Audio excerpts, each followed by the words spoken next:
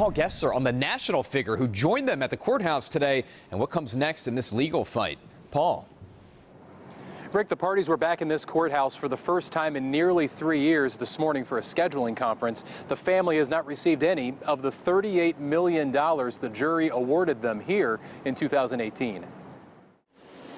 Denise, police have not yet announced any arrests in any of this weekend's shootings. They pointed out at least 2 of the shooting victims are not cooperating with detectives. The police are now identifying persons of interest. Paul. Vic, these shootings happened 2 weeks ago this weekend. 3 people shot here at Broadway Square. Now police released pictures of more than a dozen young men they say they want to talk to. Hi, Nicole and Vic. So that meeting just wrapping up at the White House. The President and Attorney General are speaking right now on ways to prevent gun crime.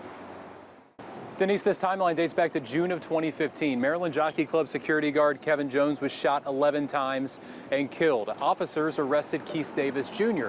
In the process of that arrest, they shot him 3 times. Here are the results of his first 4 murder trials dating back to May of 2017, which ended in a hung jury. Jump ahead to the fall of the same year, a conviction. This time it was overturned. Later that year, or the next summer rather, a hung jury. Then in 2019, a second conviction and a 50-year sentence, but later granted a new trial, which is now set for next year. Denise and Vic, people who make an impact on Baltimore are often, sometimes, if they're lucky enough, honored with a street sign. Well, Mo Gaba made that impact in just 14 years with his contagious energy and a smile to light up a city. Well, things have improved a little bit. That's only because it turned from snow when you were coming in, Rick, to this rain wintry mix.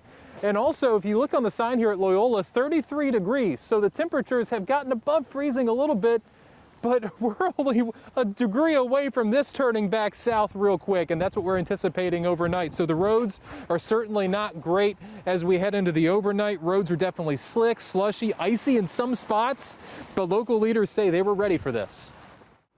Hi, Vic. That acting public works director says residential trash volume went up 20% since the start of this pandemic. Part of the reason solid waste crews are focused on trash over recycling, at least for the time being. Hi, Denise. Yeah, so the Ravens submitted a plan to state and local officials for 7,500 fans inside M&T. That's about 10% capacity.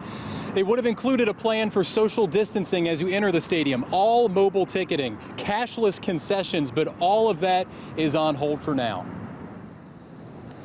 Back live now here at the stadium, where Cass says he is hopeful that fans can come to games here eventually in this 2020 season. He says all of that is contingent on where those coronavirus numbers go. He says they're trending, as we know, in the right direction.